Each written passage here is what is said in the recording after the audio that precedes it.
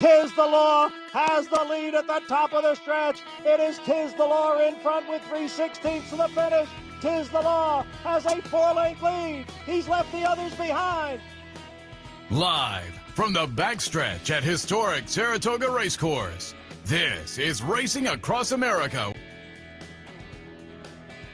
Racing Across America is brought to you by Pinnell's Restaurant, a Saratoga tradition since 1922. 284 Jefferson Street, Saratoga. Just minutes from the track. The new Capital OTB wagering platform. Bet any place, anytime with the new Capital OTB wagering platform. CapitalOTBBet.com, the premier wagering site in New York State. And the Clubhouse Racebook. Can't make it to the track? Make it to the Clubhouse Racebook. 711 Central Avenue, Albany.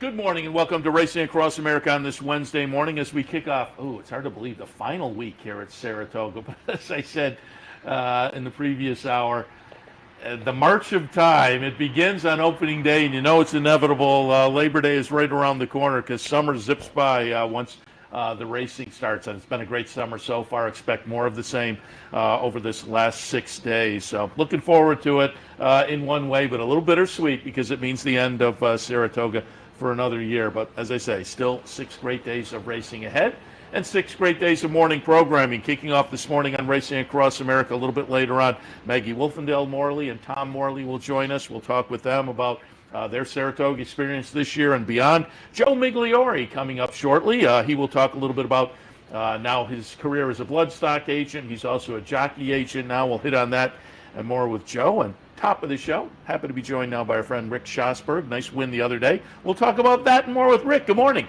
Good morning, Seth. It's great to be here. Happy to have you here. And we'll start right out going back to last week, and we're going to take a look at the Albany Stakes. And I went down the winner's circle and congratulated you. I think it was a very popular victory for you and your team in the Albany with Boss making boss moves. A nice late run here for the rank outsider at 6-1 in the field of 4. Going to be the number 5 horse. Irad Ortiz on board. Talk a little bit about watching this one come down the stretch and the results for Boss making boss moves. Yeah, well, he broke in the air, which didn't bother me so much. I was standing right there by the gate when he broke, but he came down balanced, and Irad did a great job of horsemanship. So he was placed where we really wanted him. You know, we know he can get the 1 1/8. We know that he likes a wet track, and we had a ton of rain that morning. It all kind of fell into place.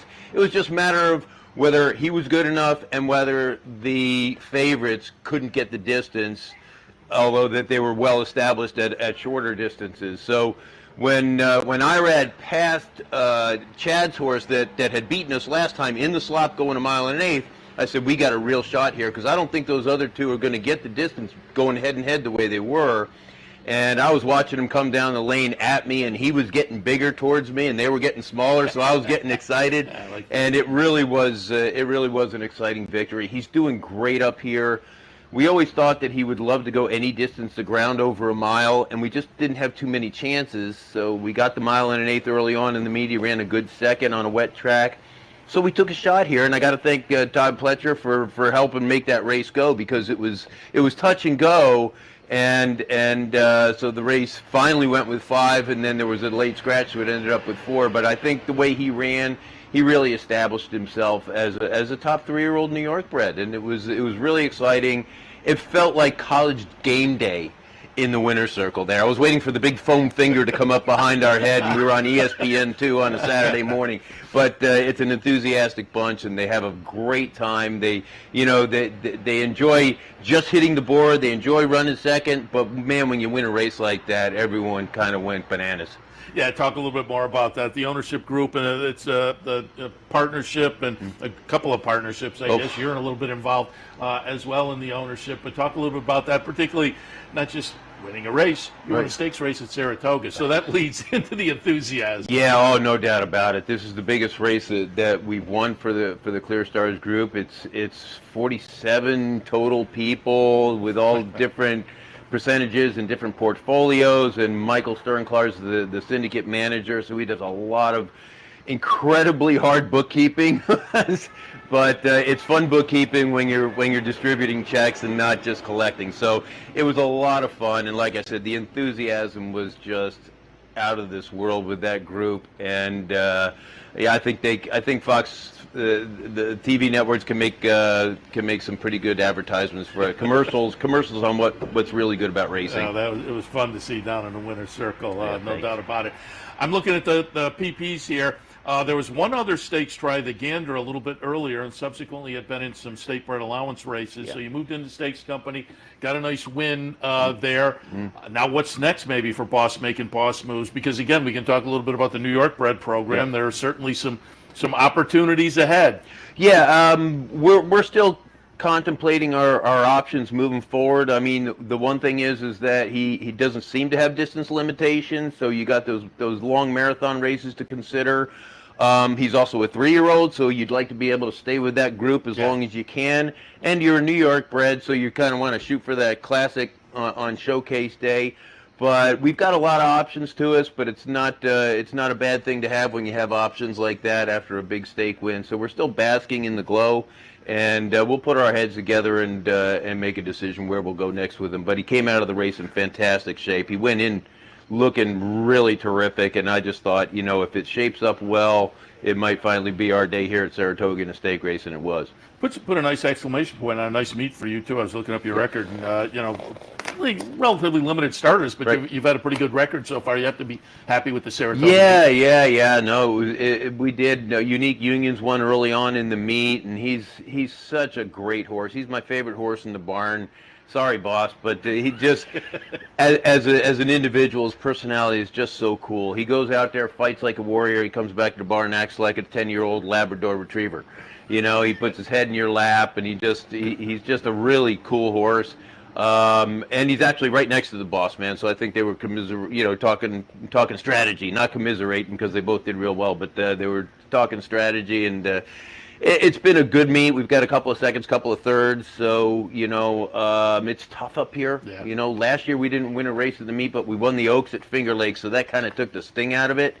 But when you go over here, it's a tough one to swallow. You go home and lick your wounds and try and get back at Belmont at Aqueduct this year. But the stable's running real well, and we got a couple more horses to run before it's over. Yeah, I was going to ask you. I see you have one coming up in a couple of days. First time starter, Mommy Joe Dreams. Joe Dreams, yeah, named after 3 grandkids. Oh, nice. So it's one like that. starts with M.A., one starts with M.I., and the other one is Joe and Dreams. So, yeah, I was kind of hoping for an outside post with her, but you can't really, you can't do anything about that. So we drew the 2, hoping the 1 doesn't scratch, but that tends to happen now and then. But she's got some talent. I think she's got to settle down just a little bit. But we had her over in the gate this morning. She was really good. And our firsters have usually been needing a race to get the lay of the land, especially with an inside post like that. If you hiccup coming out of there, you're going to get a face full of dirt, and then everything kind of is up to the horse and rider after that. But I got a couple more later on the Labor Day. One filly just ran 3rd in her debut, so I think she'll move forward off of that race. And another filly's moving into an easier class of horses, so she got a shot too. So we got a shot to maybe get 1 or 2 real good races out of it. Nice. And talk a little about your NYTHA guy, New York Thoroughbred Horsemen's group, and talk a little bit about your New York-based guy as well. Relate, how Saratoga fits into the mix, but just the other circuits and how that plays into New York racing all year long. And this year, obviously, a little bit different with the Aqueduct at Belmont, with renovations going on at Belmont. But just, relate the 3 tracks and how that plays into New York horse racing. Well, yeah, I mean, it's going to be a little bit different for the next year or two with the renovation. Looks like we're prepping for the prepping of the renovation.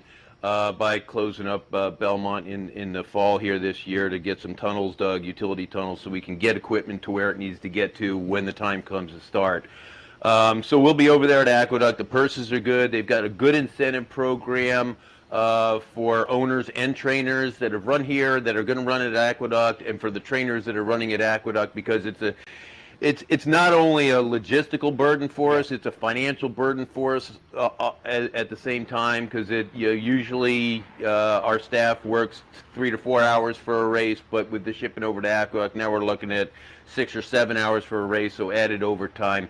So they've got an incentive program to help us offset some of those costs, which is really wonderful, and it was a great negotiation between the Horsemen's Group, NYTHA, and Joe Applebaum and myself and Tina Bonds, who's our other vice president, and Will, of course, our executive director, is constantly, advocating for the horsemen and the horses and the backstretch workers. So it's going to be a little bit different, but like you mentioned before, we're still got 6 more days up here, so I'm not going to get too anxious about it until I'm actually heading down the road, and then I realize that we're going to have some long days ahead. But hopefully, the horses run well. The days seem a little bit shorter. I don't think I've talked about that before. I've talked about to trainers what's your whole day like and whatnot. But lay out for people what it is like if a horse is in for the folks who work for you. How is that different than the day-to-day if they're watching a horse that is actually in, let's say, the 4th race on an afternoon? At Aqueduct? At really anywhere. And well, certainly, we do different things with horses that are running that day. I mean, sometimes I'll take a horse out and train them a little bit in the morning. This Clare Court here is wonderful for that, for horses that get a little anxious and they're in a later race, which is fine. If they're in an early race, pretty much we just walk them, bathe them if it's warm enough in the morning. And then, with the older horses, Lasix is 4 to 4.5 hours prior, so you got to have somebody there at the right time. You got to get, all the enhanced veterinarian exams that we're doing now for our safety protocol. So it can be, it can be 4:30 in the morning until 6, 7 o'clock at night. Maybe a couple of breaks for a shower and lunch, but it's a long day.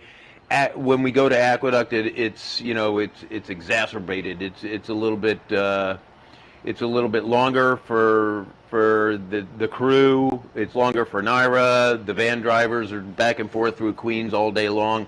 But it is what it is, and I think the end game is that we have a place to race downstate and a place to race upstate, and then that'll that in the future looks pretty bright once we get through that. I also like to go through the nuts and bolts, and you started me thinking here, just for because a lot of people that are watching this time of year are new to the game, and the race is over. You've got a winner. And it's usually the winner, and some other horses walk up the stretch, some other horses walk around the clubhouse turn. Yeah. What is happening with the winner after a race? Okay, so the winner and any other horse that's picked to go to the test barn will go over to the test barn, which is at about the half-mile pole on the back stretch there. And they have all the facilities there to give a good, hot, proper bath. And we have our equipment there as well. Most everybody has a golf cart. And so we have a golf cart full of equipment, regardless of where we go after the race. We hope we go over there to the test barn, which is also known as the spit box. And then the horse will get a bath and cool out normally for 35, 40 minutes. And then once they're done drinking and they seem cooled out, then they'll take the blood and the urine samples, and we all sign for it and make sure that our horse is in good order. And then we walk them back to the barn, usually let them graze for another half hour. And then, we check the horse, make sure there's no nicks or cuts that need to be tended to, make sure the vet gets a look at the horse, maybe scope the horse and make sure that the lungs are clean. And then we put the horse back in his stall, put a fan in front of him. The groom, gets the horse done up, bandages. And then about 3.5 hours later, the horse will get his dinner. You don't want to feed him too soon. You don't want to risk any colic. Very good. Going to talk now about, again, as a NYTHA guy, there are a couple of nice programs, and we've had you on before talking about it, some of the other NYTHA people and just some of the horse people in general, talking about aftercare, which has become more and more prominent in the industry over probably the last 10 years. And I know NYTHA has taken the lead with a couple of programs. And, good segue. I'd like to have you talk about those and explain a little bit about the aftercare and how that's become important to the New York horsemen. Well, yeah, no doubt about it. About 10 years ago, 11 years ago, the Thoroughbred Aftercare Alliance was formed, which is an industry-wide, really watch group that accredits different facilities and organizations across the country for the purpose of safe and proper aftercare, second careers, rehabilitation of racehorses once they transition off the racetrack. And also the industry itself funds the TAA, which grants out money based on the number of horses that each one of these organizations has. It started out with very few. We are up to 83 or 84 organizations across the country and over about 180 facilities across the country. That's for the TAA. Each jurisdiction pretty much has their own transitional facilitating organization. Ours is the Take the Lead program, which is sponsored by NYTHA and NYRA and the New York Thoroughbred Breeders and the Breeding and Development Fund. We get a tremendous amount of funding from several different sources, but we also transition about 150, 160 horses a year. That's great. To these aftercare facilities that are accredited by the TAA. So all of our funding goes with the horses. We have very small administrative costs, but what happens is we'll get texted or emailed about a horse that's in need of transition into aftercare, it's done racing. We'll gather up all the information from the trainers, the veterinarians, and we get an electronic profile put together on the horse, including videos and pictures, along with x-rays, ultrasounds, reports, veterinarian reports. And then we'll reach out to our aftercare partners in the region, here in New York, or even in Kentucky. And based on that horse's profile, they'll let us know when they have availability, where they have availability, and we'll take care of the rest. We take the onus off the horseman. Basically, it's a couple of forms to fill out. We take care of the logistics of getting that horse from point A to point B, and we send money with the horse out of our fund to the aftercare facility. We ask for a donation from the connections, and they've been fantastic. I think last year, the outside connections outside of Take the Lead sent about $60,000 with the horses that transitioned, and then we send a donation plus pay for the transportation and all the logistics of getting that horse there. So it's a program that took a little while for people to get used to. The first year we transitioned maybe 50 horses, then it was like 70, then it was 100, and then we did 180 right after the pandemic. We are approaching 1,000 horses, and I think we'll hit that probably in the fall. We've done quite a bit of work up here. I got a great team. It's really three of us. Andy Belfiore, who's our executive director for Take Two and Take the Lead. She was executive director for NYTHA, and now she's Florida THA and THA. She wears a lot of hats. She wears hats like I wear hats. And then we have Kristen Mason, who works for NYTHA in the office. She does a lot of our some groundwork when I'm up here. She does Belmont, and there's a lot of electronic file transfers that go on every single day of the week. So it's a great program. People have learned to trust us. They know that horse will not end up in a bad situation, because by the high standards of the TAA's accreditation policy, those horses are tracked when they get through rehabilitation, retraining, and rehoming. And then with the rehoming process, the screening process for adoption is second to none. And there's always a return policy, no questions asked, with no statute of limitations. So if a horse, they can't afford to keep the horse 10 years later, back to the TAA facility at our cost. All great. And like I say, it's something that has become far more prominent and front of consciousness for the racing industry and racing fans. Yep. As well, and great work there. And if people, if there are owners or trainers out there who are unfamiliar and they need more information, contact you, or contact NYTHA perhaps. Got NYTHA or Take2Tbreds gmail.com. Or if you go to the NYTHA website or the NYRA website and you just scroll down in the drop down to aftercare, it goes right to our website. The Take Two program is a thoroughbreds only hunter and jumper membership program that we partner with 460 shows across the country, and our finals are actually coming up next month at the Kentucky Horse Park, and that's the Take Two part of the program. The Take the Lead part of the program is our transitional facilitating organization, which is what we do from the racetrack to aftercare. Great, and as I say, great program. You guys do great work. We certainly, as fans, appreciate and applaud it. And when you sat down, we were talking. We had an aftercare day earlier this year that was very successful on the Rick Violet. Stakes Day, which Yep. was appropriate, and you've got an aftercare day coming up at the end of the meet here as well. We have a seminar on the last day of the meet up at the top of the stretch. We have guest speakers, lunch, and our speakers are from aftercare. We have veterinarians that are coming to speak. We have people that are boots on the ground at these aftercare facilities in the region, telling about their programs, and a lot of Q&A, and a really good time. It's at a great spot up there at the top of the stretch. You can see the horses galloping by you and warming up. And so that'll be the way we close the day. It starts at 11 o'clock and ends after the last race on Labor Day. And yeah, you hit on a good point. The aftercare day was a success. We're gonna increase it, and we're gonna enhance it for next year. With our second year that we've done it, we got some ideas for next year how to enhance it. But it's appropriate that it's on Rick Violet Day, because he's really the founding father of aftercare, not just in New York, but he was one of the original board members for the TAA. And he's the founder of Take the Lead. He's the founder of Take Two.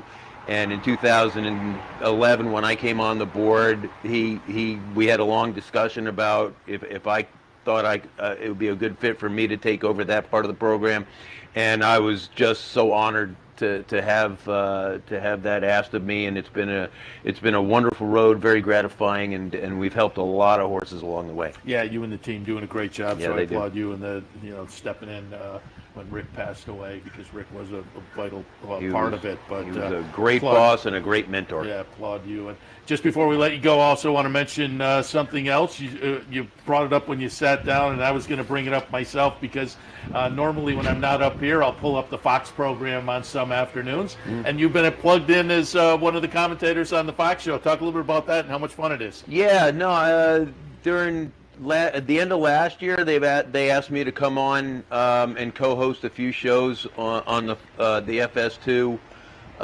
racing program from both Aqueduct and Belmont. And I've worked with Andy and Acacia and Michelle Yu, who came in from the West Coast. And I would do some stuff with Richie Migliore and Greg and Anthony, and it's been a lot of fun. It really has. I think there's a shot to really get something special there, because it's a different point of view for the bettors, besides just pari-mutuel wagering. Having a trainer's viewpoint, because I'm not a great I don't bet very much. I don't hardly bet at all, but I do handicap races a lot because I'm in them. Yeah. So this gave me an opportunity to handicap races that I'm not in. I was handicapping 5 maiden claimers from Oaklawn, and it kind of opened my horizons a little bit too. But I enjoy it, and it gets the aftercare message out there quite a bit, and how we're enhancing the programs not only in New York but across the industry. And with HISA now, there's a whole lot of questions that need to be answered. And I'm hoping to get on a HISA committee there too for the horsemen too, because I think that there's a lot of really good things in there, and there's some things in there that need to be the advisory committee, so you'd be a good fit there. Well, thank you. Yeah, I'm hoping to help out there too, because it's an industry that needs to needs to be at the forefront of of sports and betting. And now with all sports betting, it's a lot of competition out there. People got to trust that we are doing things right, and it's a good way to help. Absolutely. Rick, we appreciate the visit. The conversation about aftercare is always important, so we appreciate that. And again, the Fox broadcast, I think, I've said it many times, don't just push NYRA racing. I think they're great for broadening the game altogether, and to have Trainer on board gives a nice perspective, I think, to potentially new fans, so we appreciate that as well. But also, congratulations on the win the other day in the Albany. Good luck going forward at the meet. Thanks so much, Seth. I appreciate it. Rick Schosberg. All right, we'll take a break. When we come back, Joe Migliore is in the house. We'll talk a little bit about Jockey Agent, Bloodstock, and more. Stay tuned.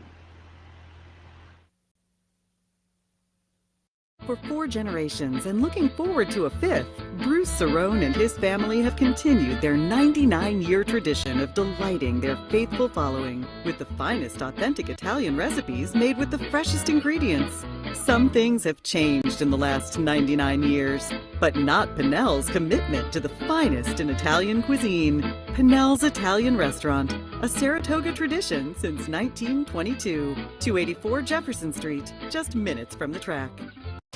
Capital OTB is now streaming live on Roku. The RTN Racing channel on Roku lets you watch OTB TV live through your Roku device or your Amazon Fire Stick, rather than being limited to computers and mobile devices, which means you can now watch OTB live wherever you are. Simply open Roku, scroll to find the RTN channel, then click on OTB TV. OTB TV on Roku. Try it now. Hello everyone, I'm Scott Vartley and I'm here at the West Condominiums in Saratoga Springs. And guess what? We are down to the home stretch. Everything is 2 bedrooms and 2 baths. Come make a selection of one of the greatest condos ever to be built in Saratoga Springs. We're starting in the upper 5s and the only rooftop penthouse available now under construction. Wow, just look at this patio. We have a rooftop pool, heated garage, balconies, and a gym. Call me at 518-281-6808.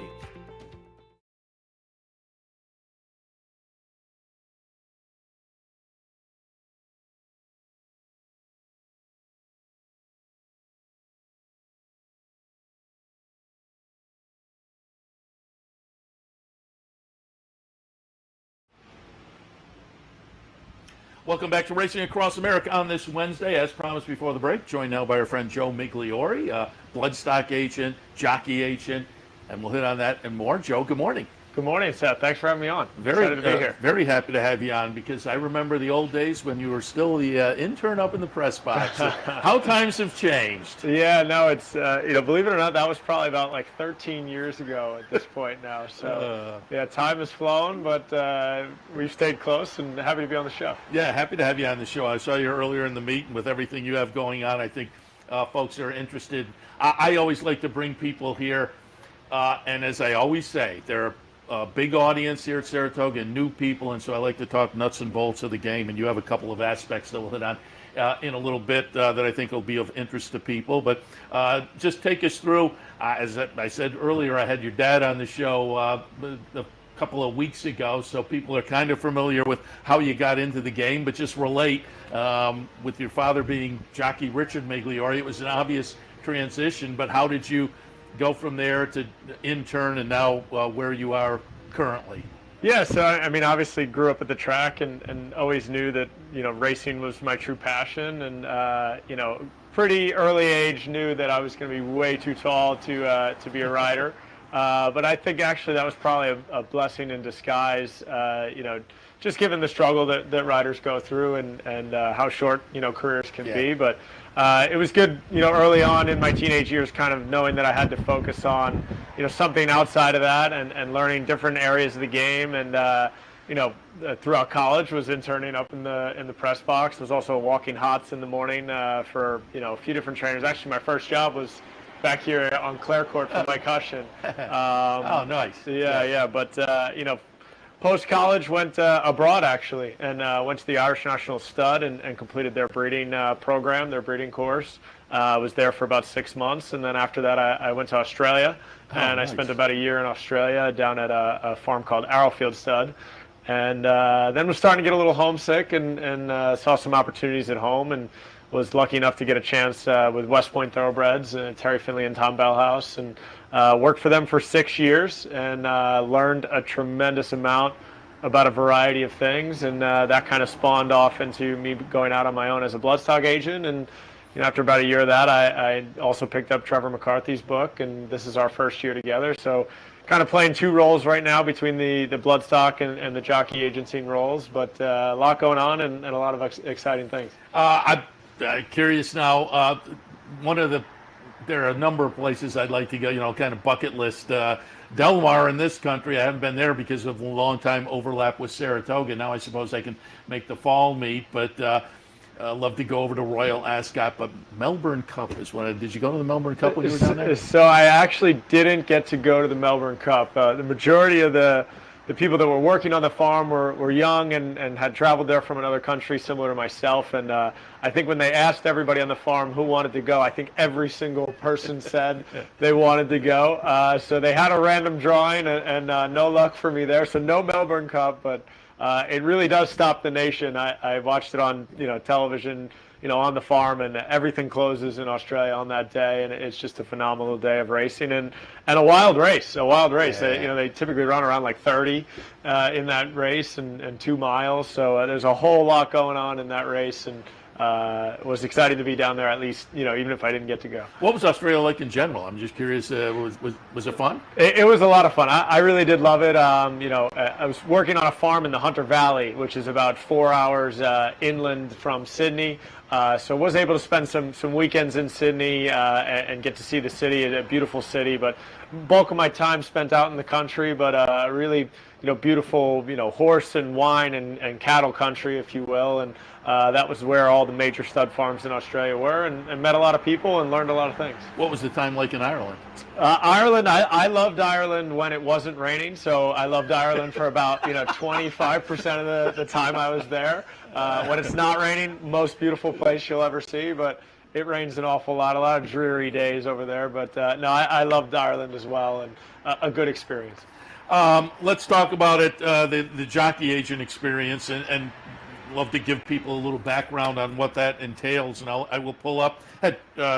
Social media was a little bit of buzz when your man Trevor McCarthy back on August 18th. We're going to look at the stretch run, the finale on August 18th. Number 4 horse, Sell Something, for trainer Gary Siaka. Trevor McCarthy on board at 26-1, and you're the jockey agent for Trevor. Talk about what it was like getting that win at a little bit of a price, and just what it's like being an agent for a jockey up here at Saratoga. Look, I think up here it's obviously so hard to get good opportunities, especially when you're a newer rider to the colony, and a guy that's trying to prove yourself, and that's kind of the stage we're in with Trevor right now. But it's pretty funny. We had actually won the last race the day before this as well, and in the week preceding, there was a few other last races that I told him, hey, I think we're pretty live in the last. I think you can win the last. And that first week didn't win the last race any of the times I said it. So I actually said it to him again this day, and he said, will you stop saying, we're going to win the last race? You're jinxing it every time. And it was pretty funny this week to win, the last race the day before, and then obviously blow up the board was Sell Something there. He was way too big a price, though, by the way. He should have been in that 10-1 range, and he just got lost on the board. But it was a great day, a fun day. Any day you win up here is one to cherish. And look, a lot of seconds and thirds for us this meet, which has been frustrating. I think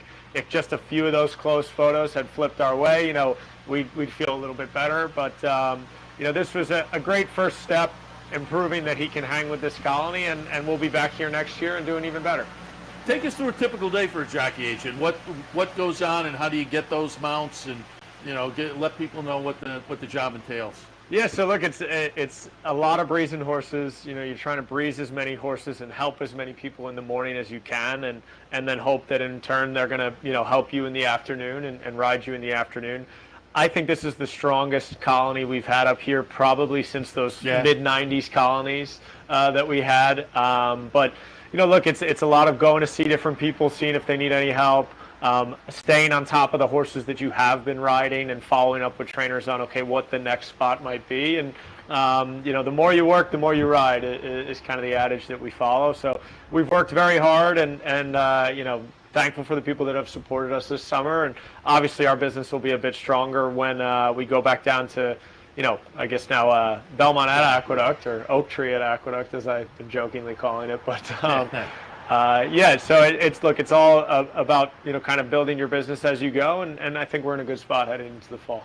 And take us through how does it actually, the nuts and bolts of it go, that your guy gets on the horse? You're over in the racing office in the morning?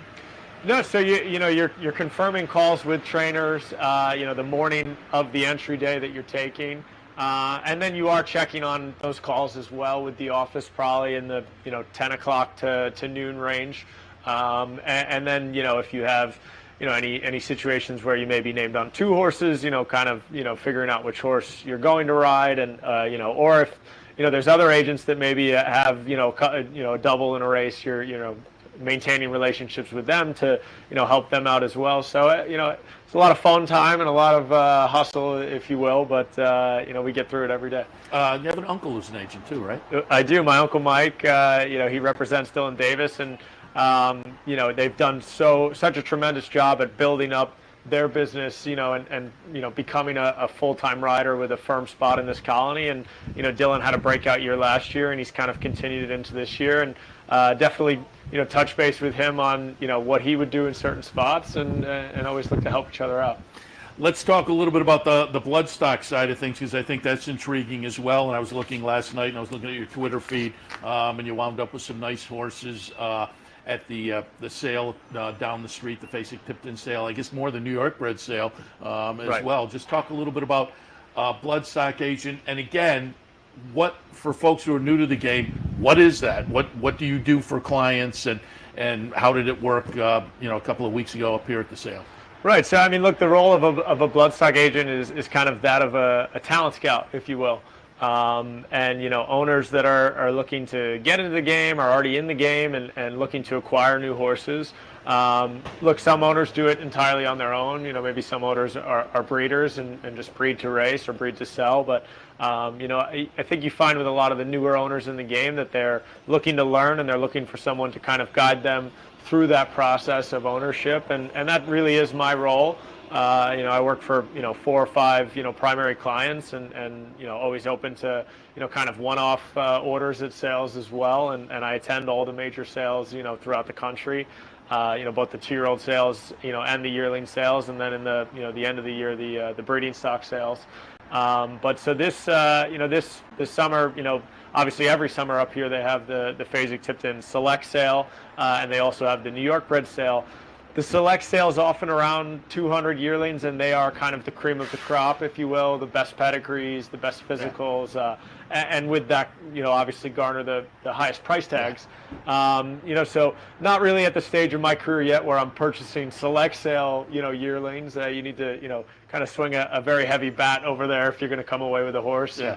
And, people often say it's really a sale that you probably want to sell a horse at, not buy a horse at. But the New York bred sale, last year I was able to buy 7 yearlings, and this year I was able to buy 4. And obviously the majority of my clients are New York racing owners, and they want to compete at the NYRA circuit, and what better way to do that than with a New York bred.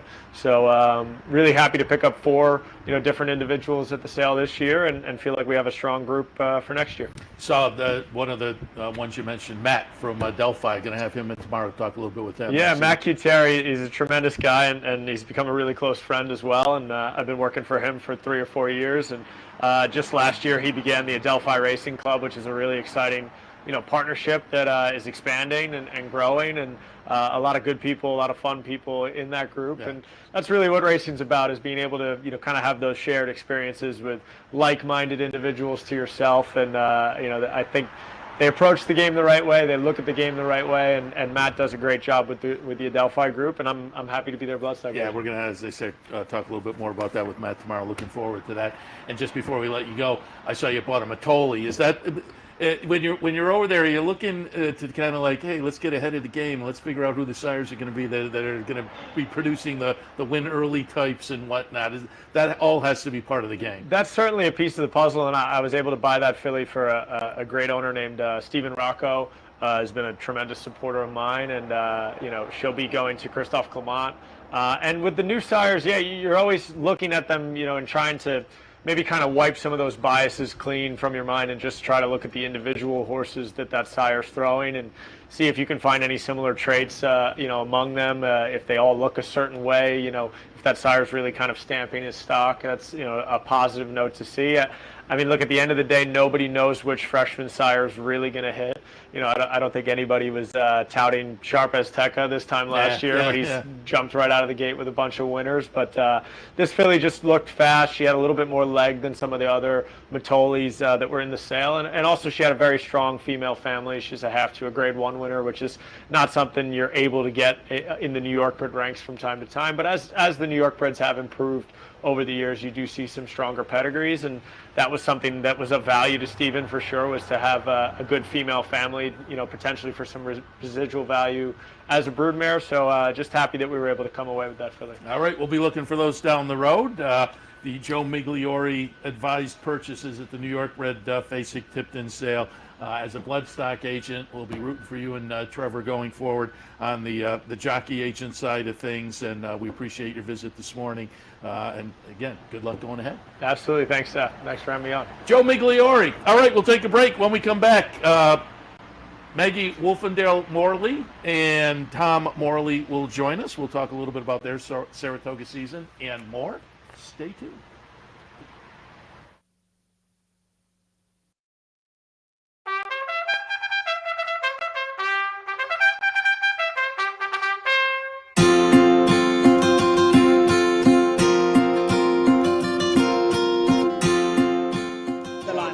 Set now for the juvenile fillies turf. 14 of them across the track. Deal set on their way. And the dance on the outside. Broke a little sideways with Pro KK, but meanwhile it's going to be stopped. But running on now, and Somali Lemonade's got 8 to make up. They come to the top of the lane. Stop Shopping Maria's got a lot left. Stop Shopping Maria goes on. Sweet Cat is right there. Hard not to like. Royal Body is running on.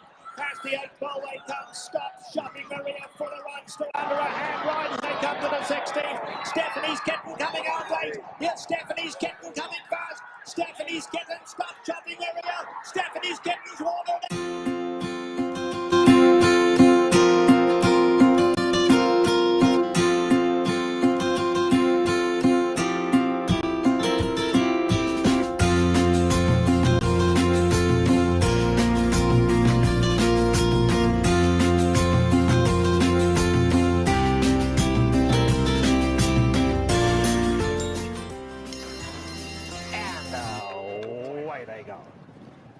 Watched the chances, broke smartly, but so did Terror from the Cape. On the inside, Sky Lantern, the Grey going well. If he can get through. Sky Lantern, the Grey looking for somewhere to run. Wide open. It's Terror from the Cape hanging on. Terror from the Cape tries to go all the way. On the outside now, here comes Flotilla in the light blue. Flotilla is absolutely flying. Watch the chances in there too. But Flotilla has gone right on by. And Flotilla is coming home to score. Flotilla has won it just about 2 in the end. It'll be Watch the Chances, Summer of Fun coming on to finish third.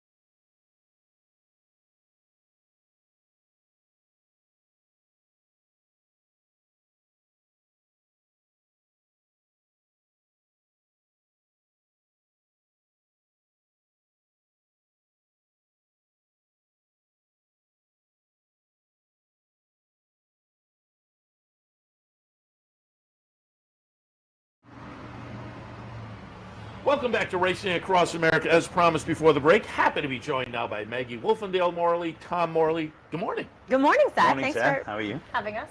Happy to have you on board.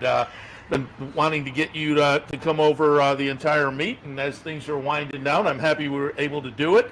And I'm going to start out. I had a question the other day. I was up in the press box. You were out on the horse for the Fox broadcast, and I had some friends who were down in the seats, and they texted me, "What is the name of Maggie's horse?" And I said, well, I'll ask. I don't know. But then I had a second question. Is there only one horse that you ride? Is there, or are there more than one? Well, so he's not my horse, Okay. to be fair. He's actually Michelle Giangiulio's, who prior to having her own training career was Tom's assistant. And I didn't know that. yeah, so she actually bought Lucas while she was still working for us, and so I've gotten to know him quite well. And she graciously lets me use him because he's very good. And unfortunately, 2 years ago, we lost Jaeger, who was ours and my faithful companion for a lot of these broadcasts. But yeah, so he is the only one that I've used up here. Back at Belmont, I use our current assistant's pony, XL. His name is Summer Breezing. He's a thoroughbred. Lucas is a quarter horse. Okay. Well, Yeah. now we've gotten the answer to that question. But I have to ask, because we just saw the video there, and I don't know the equine term, but is he TV friendly? Because you've got the mic in one hand, so you only have one hand on the reins, and I'm assuming he's got to work with you a little bit. Yeah, he is definitely one of the more easier ones. I've tried my hand at some challenging horses. And people who watched the Belmont broadcast this year, Summer, for the first 2 times, kept jumping up and down like this. He looked like a Lipizzaner. But at that point, what it was funny with Jaeger, too, Jaeger was so TV friendly that he was a pain in my butt the entire time. But as soon as I went to interview somebody or do a hit, he just went, okay. And he was the funniest. So he was TV centric. Yeah, he was. He was. Very good. Tom, when I get trainers back here, I always like to ask the background, and with your accent, people may realize you are not from America. So give us, again, a little bit of your background, how you got into the game, and I think it's a family thing with you, but then how did you get over here to the United States? It is a family thing. My father owned and bred horses all his life, but more importantly than that, my uncle trained for most of his life after an army career. He was a very successful jumps trainer, then moved to training flat horses, trained a lot of winners for Shadwell, and that's where I really fell in love with it. But a lot of other members of the family are involved in various aspects of the game, from Bloodstock to the administration side of things, etc. So, it's something that I was born into, and that certainly has made several bridges a lot easier to cross along the way as well. And then I graduated from Newcastle with a history degree, and was lucky to get onto the Godolphin Flying Start program. Oh, okay. So did that for 2 years, and then went to work for Jerry Minazida in Newmarket for 4.5 years as his assistant. And we had a lot of success on both sides of the Atlantic when I was there. I mean, he'd just won with Wilco here in the Breeders' Cup Juvenile. We won the Gotham with Awesome Act while I was there, and obviously we had a lot of very good horses at that time in England as well. I think we won 13 Group 1s in the time that I worked for him. So that was a wonderful time to work for him. He was a fantastic trainer. And at the end of my time with him, he suggested that I came to America for 18 months to see how it was done here. He'd done the same thing. He went to California and worked for John Gosden before he went home to train. And I came here for 18 months, and I've never gone home. It worked out well, obviously. Yeah. And I have to ask, because I'm looking at your social media feeds as the year goes along, you guys have made trips to Royal Ascot, correct? And I'm just curious because, and I said on the previous show, Joe Migliore was talking about spending time in Australia, and I say, boy, I'd love to go to the Melbourne Cup. Yeah. But is Royal Ascot as much fun as it looks like? I actually prefer Cheltenham. Okay. Well, because I like Cheltenham also because it means summer's right around the corner. Yeah, that's true. It's the tip of the spring iceberg, proverbially speaking. But I've had so much fun at our Cheltenham trips. I've only done Ascot once, and there is a bit of pomp and circumstance. Excellent racing, don't get me wrong. But what I love about Cheltenham, it's almost the same as here. But it's like here on level 10 plus, because it's only the 4 days. And so but you talk to anybody in line at a concession or standing in the Guinness Village, and everybody knows everything about all the horses running that day. And just the enthusiasm for the sport is so tangible there that I've fallen in love with it. And I've only gotten to go twice and just enjoy myself thoroughly. That does look like a lot of fun. It's just the fact that there's a Guinness Village. Right? Selling point. Talk a little bit about the Flying Start program, because we've had a number of people over the years sit in here that have talked about it, and boy, that sounds like a really extensive way to kind of get not just a good look at the game, but a good look at the game globally. How many countries did you visit? It's an amazing opportunity. At the end of it, I always say you get 10 years of experience in 2. And those of us who have been lucky enough to graduate the program should, be a huge debt of gratitude to Sheikh Mohammed, because it's entirely sponsored by him. It doesn't cost you a penny to do it. And there are 12 students selected a year from around the globe. And it's a very, very competitive course to get on to start with. And then you start in Ireland, move to Newmarket, and then you come to America and you do a full breeding season and racing season here before going to Australia and doing the same thing there. So I am lucky enough that I've been to a Melbourne Cup. I was there for the whole week, and it is everything it's cracked up to be. It's absolutely extraordinary. And when they say it's the race that stops the nation, it truly does. And then on to Dubai, Sheikh Mohammed's home, to see a much broader aspect of not just the racing industry, but also business as a whole. And that's a really, it's a fantastic opportunity to learn from in the business school in Dubai is outstanding, etc. And then you go back to Europe to finish out the course and graduate in Ireland at the end of it. So it's an amazing 2 years, and it really is. It's 10 years of experience in 2. That's amazing. And now let's talk a little bit of Saratoga, because you had a nice stakes win earlier in the meet. Let's talk a little bit about that. Going back to the lure on August 6th, Dynadrive is going to be the number 5 horse here. Eric Cancel on board, running second. Sifting Sands, Duke of Hazard runs third. But talk a little bit about the win in the lure from earlier in the meet. Yeah, we were in a little bit of a tough spot with him because he came to us and look, he was a horse who obviously had a lot of back class, but we needed to get that back out of him again. And he won going 10 furlongs at Belmont, and I genuinely thought that the reason why he came back to form was the fact that he got to get back to Belmont, round big sweeping turns, and go 10 furlongs again. And Eric had supreme confidence in him the day he rode him, and I think he paid like $95 or something extraordinary at Belmont. And then we were a little stuck. There wasn't really anywhere to go, but the one thing he has done since we've got him is he's begun to show more and more speed in the morning. And I nominated him to this thinking, well, there's not a lot to run him in the second condition book. Why don't we take a look at the lure and see how it's going to come up? And we popped him in there, and it didn't look too daunting a task. But I would probably be lying if I said I expected him to win, but I did think he'd run very, very well. So he got an absolutely picture perfect setup. Some Like It Hot Brown went off on the front end doing some ludicrous things, and that allowed him to travel on the bridle and run into a pace, which I think is what he needs to do. He's a lovely horse, and we've had his half brother Tell Your Daddy, who we had a lot of success with as well. So you know, it's a family that we know well, and he's going to point towards the Brook at the end of the meet here as well. Ah, very good. You got to just be really proud when they have the guts to get that victory like that. He was very brave that day. He came up a hole in the rail that was sort of there and bulled his way through. It was a very impressive performance. And also, I will ask you, because you get the winner's circle interviews afterwards, and I think I have to get the Flying Pete folks back here with me because they look like they have a lot of fun. Yeah. Oh no, Jay thoroughly enjoys his racing, and it's such a fun, you know, when you're selecting claims, the process that they go through, it's really like a teamwork type of thing. And Tom and him have clicked. They're literally the odd couple when you look at, like, you know, when you take them at face value. But Jay and Donna just have the biggest hearts in the world too. Yeah, like I said, when I see the interviews in the winner's circle, you know, it's infectious to watch those kind of owners celebrate nice victories. I talked to Tom about his background, and it was a family background, and we've talked to you other years, but for folks who aren't familiar, you're a horse racing background as well. Yeah, I was even more immersed in it than Tom, as my dad trained in Maryland for you know, a number of years, and I basically grew up in the tack room at Barn 18, and so I started galloping when I was 16.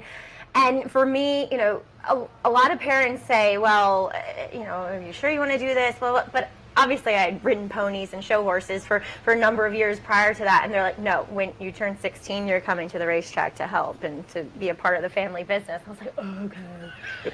But then it grows, and it grows the love, the passion, because at first I wanted to be in the show horse side of things, and so, but then I realized you can't make too much money when you're on the show horse side of things. Went to school for broadcasting and was so lucky to be able to marry the two together, and sent out a tape and resume to every track in the country. And luckily, Dan Silver, former head of communications at NYRA, and Andy Serling were the ones who called me back with interest. And ever since then, I came up here in 2010, and it's just been a great job and career to have. And I speak for a lot of people out there when I say you do a great job in the paddock. I think we all take an extra listen when you give a thumbs up or a thumbs down on a horse. It's worth listening to, and I guess that just comes from the experience of being around horses your whole life. Yeah. You can't. I have none of that. I go into the paddock as a handicapper. They all look great to me. Right. So I really appreciate when somebody does have that life of experience and can point out either the the faults or the benefits of a horse? Yeah, and it from growing up with a trainer or a dad that was a trainer that primarily had claiming horses, and you'd go in, you claim, and he'd find something looking at a horse that he thought he could improve, and then you watch it 30 days later and you see it all coming together. So that's something that really fine-tuned my eye with judging horses in the paddock. Tom, I always ask trainers when they sit in here, how is Saratoga different than the other venues you train at during the year? Because I'm guessing, just from, again, seeing the enthusiasm in the winner's circle sometimes, there's a social aspect here. In the mornings people want to come out and see their horses, but it's just a different atmosphere, certainly, and talk about that, the difference that Saratoga training is compared to the other venues. Yeah, I mean, it is very different. I mean, it's like opening your shop to the general public here, and you're on display every day, and I try and impress that on my team enormously, that, it's not just the people who come to see their horses, but it's the people who potentially might send us a horse who are walking past our shed row, and it's your peacock time, as it were, here, because realistically people don't come to see their horses in February as often as they do here, and they don't want to come to the barn and hang out in the middle of January at Belmont. So it is very different, and you are on display the whole time up here. But when it's going well, there's literally nowhere I'd rather be. But there are years when it doesn't go well, and you can't get back down south fast enough in those years as well. So there's a lot of pressure on us up here, and you'll see people constantly talking about trainers who are on the duck and this, that, and the other. Well, it's not by design. We all want to win all the time, but there is definitely an extra 10% pressure up here. And I was looking at your stats, and you've improved from last year. Certainly, I think you have to be happy with the way the meet has gone so far. Number of wins in the starters you've had, nice little stakes win. When you come up to Saratoga, do you set a goal? Every year. There's a goal every year. There's a goal for every meet, though, as well. I mean, I do it for Belmont, the winter's a little bit difficult because there's a lot of claiming action, so you're not quite sure about your numbers, but you always try and set a goal for each meet. But we've surpassed it this year, which is fantastic, and we're not finished yet. Hopefully we can maybe sneak one or two more. 6 days left. Talk a little bit about fairgrounds in the wintertime. What was the decision to make a little... it's a decision that I've loved. It's a city that we love going to. It can be a little frustrating at times with the weather being so volatile there, and it's predominantly turf horses that we take there, so it can be a little bit hit or miss, but it's not South Florida. We don't have to run against quite the same caliber of competition, and that might actually be a little unfair now on the people who go to the fairgrounds. If you look at the horses that have been running in the Rachel Alexander and the Louisiana Derby over the last 5 years, they are absolutely top class 3-year-olds. Steve Asmussen, Brad Cox, Joe Sharp, Mike Maker. It's a tough place to go and win, but it's a fun city for us to go to as a young family. And so that's why we decided to go there. We also had a Louisiana bred for several years. Who's now here? Who's now my riding horse. But that's a good state program too. The New York program's very good. It's a great program, and I'm always looking to try and get some more Louisiana breds in the shed row. But the problem with being a New York-based operation is people don't tend to think of us when they're handing out the good Louisiana breds. But I do actively try and buy them at every sale. But the good ones still cost a pretty penny. You're right about the fairgrounds on the weather. It was 2 or 3 years ago. Jenny Reese and her husband had a really good turf horse, and I would, text back and forth. They'd enter, it'd rain. With 91 Assault. He was supposed to run 6 times. He only ran 2. It is horrible. just funny where they are in the season and whatnot. Well, I wanted to pull up a couple of things. When you came on the set in the commercial break, Mick, our man behind the camera, said, "How are the babies?" And I pulled up actually, I think it's called your header picture on Twitter, which is now one of my favorite horse-related pictures, and they'll put it up on the screen here. And I looked at it and I thought, well, this is a great picture, and I kind of laughed. And I'm guessing your kids are kind of following in the family tradition. I love that picture. I love the expression, everything about that I love. And so talk a little about the kids up here at Saratoga. There's actually a really funny story behind that photograph. Go for because it. my brother has a picture of him holding a pony with his daughter on it in a bowler hat in a full English show position, and we took that as a bit of a joke and sent it back to them, which is just outside of our barn at Belmont. Maggie's wearing jeans and a hoodie. I love everything about this picture. And the and she rainbow actually wellies. looks just like her cousin. Yeah, she the does. expression that his brother's daughter had on their pony is like exactly the same too. So it's one of those things where they're around it constantly. So I feel like there's an element of taking it for granted, like, oh, it's a barn, it's a horse, whatever. So the fire in their belly to go ride isn't quite there, but they do love, like our oldest Grace. She's 5.5 now. She loves coming to the barn and mainly for the donuts. I think we could pull up some video but there that I pulled from Twitter as well. With their, I think you said it was Brazilian Air. Some really great video. And she finds ones that love her like that, and she loves them. And too. clearly this one did, and it's just a great video there. Thank How do your kids love Saratoga in the summer? They love it. I mean, they get to see a lot of their friends as well up here that they don't often get to see throughout the year. And now they have Face House, and at first, Willow was very reluctant because she was only 18 months last year, and now she gets to hang out with her friend all the time, and so they really enjoy their time up here. I will ask you guys, because you're based downstate most of the year, but with 2 months up here, does Saratoga become kind of a second home? And by second home, I mean kind of, well, we have our supermarket that we like, and there's a bank that we like, and if somebody has directions, you can actually tell them where to go. Is Saratoga kind of fit in that fashion? Well, plus we've been renting the house that we've been in for the past 5 years. So, we move in there and it's just like, coming to our second home. So it does feel that way oftentimes. It's such a different environment though. Obviously it's beautiful here, but there's also, and like, I'm so pleased that we've gone to 5 days a week of racing and we're up here a bit longer. So we do get to enjoy some of the things that Saratoga has to offer, but it's a lot. It's a lot, and so we'd be lying to say that we weren't a little relieved to go back downstate. I can completely understand. Certainly, home is home. There's no question about it. Tom, talk a little bit about what the fall holds. Late summer, fall, and is Fairgrounds again in the picture this winter? Yeah, no, it's certainly a possibility to go back down there. We'll see what they do with their purses as well. It's somewhere that I do think need to up their game in that department a little bit for it to be practical for somebody to send sort of 10, 12 horses down there. We need to be running for a little bit more money across the board down there. But the fall, we'll see a lot of the 2-year-olds debut. We've had a relatively backward group this year. I think we've only run 3 or 4 2-year-olds so far.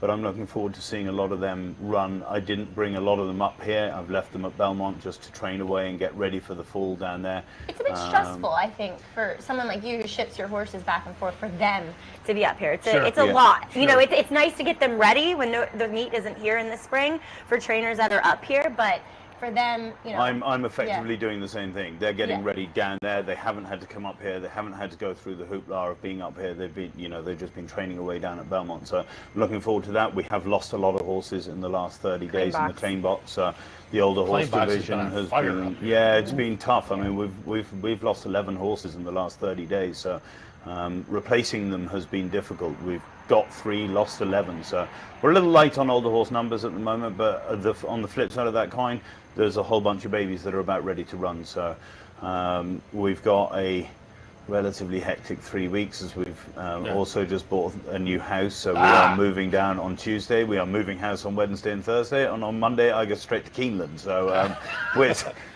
it's non-stop in the Morley household for the next 3 weeks. Good luck with that. Where are you located? Where's your barn located? Belmont. No, I mean your barn when you're up here. Barn 71, which is lovely. It's right out the back of the Oklahoma. It's very difficult to find, and that's perfect as far as I'm concerned. The backside of the Oklahoma, that's very nice, very tranquil back there. And just before we let you go, I'll ask you a little bit about the Fox show, because whenever I have somebody here, I always compliment. You guys do a great job, and I always say it's not just promoting New York racing. I think it promotes racing in general, obviously by the other tracks you do as well. But I think it speaks to a much broader audience and brings new people in. How much fun is it to do? Oh, it's just, I mean, it's a passion. It really is. And too, as you mentioned, the Fox, for the big Fox show, the viewership was just as good, if not better, than American Pharoah year for the Travers. And it has just been so wonderful too, because up here you do get a lot more fan interaction. we got the hardcore Belmont audience on track there, and I always love talking to them. But you get to see and meet so many more people who give such positive feedback on the show, and the people behind the scenes really deserve a lot of credit. They don't get, obviously, the airtime that my fellow talent do, but from our producers, Terrence and Bobby and Evan and Josh, to all the cameramen that work so hard, that have to, especially the ones that have to keep up with Acacia and I walking back and forth to the paddock in the winner's circle. They deserve a lot of credit. And the amount of people that come up to me and say, 2020 was so hard for us, but you got us through because we were the only sport on, we were the only sports show airing, and that means a lot, because I know it was a tough time for a lot of people, and for us to reach so many people in that aspect and hopefully make new fans, I think makes the sport a better place. Yeah, as I say, I think it is helping to grow the sport in general, and that's a good thing for everybody involved. So again, I applaud you, everybody involved with the program. Appreciate the visit this morning. Absolutely. Maggie Wolfendale-Morley, Tom Morley, again, great job. Do you still get on horses in the morning? Tom's not my only horse claim, though. No. She does when I need her, and it's a lovely option to have if we suddenly got 10 that need training, and I only bring a handful of horses up here at a time, and we train a lot of them at Belmont and then ship them up here. But there are mornings where suddenly I think, yikes, there's too much for Nico here, so Maggie can always nip in and jump on one or two to help me out. And then I can't walk for 5 days. So you have horses going back the whole meet? Absolutely. I've got one going down tomorrow, 2 coming up. I mean, it's a lot of it depends on the entry box. A lot of it depends on them mentally as well. I've found that some horses do better off shipping up here from Belmont the day beforehand. I'll walk them through the paddock, run them, send them straight back home again. Some horses get up here and they spend 4 days not eating enough and worrying about where they are. So you got to work out what works for each horse. Yeah, I think people, again, we have such a new audience, and people don't realize there's a whole mental aspect to it as well. Totally. That you have to pay attention to. And just before we go, because you made me think of it when you talked about not being able to walk, I applaud you on the days where you're on the horse after the race and then in the paddock before the next race. I know. Yikes. That's a lot of changing, and hoping that I don't look too sweaty and shiny on camera. So far, so good. Yeah, so right. Far, so good. Okay. It's all working.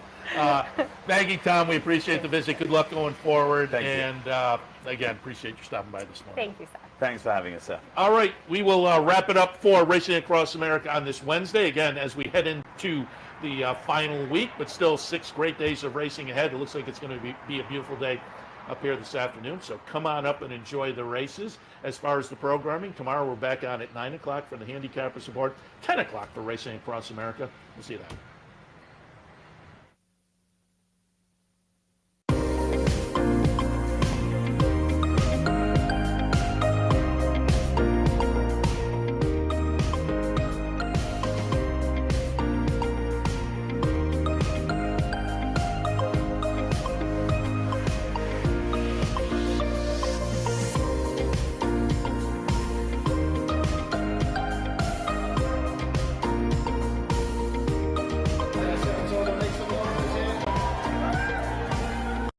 For 4 generations and looking forward to a 5th, Bruce Cerrone and his family have continued their 99-year tradition of delighting their faithful following with the finest authentic Italian recipes made with the freshest ingredients. Some things have changed in the last 99 years, but not Pinnell's commitment to the finest in Italian cuisine. Pinnell's Italian Restaurant, a Saratoga tradition since 1922. 284 Jefferson Street, just minutes from the track.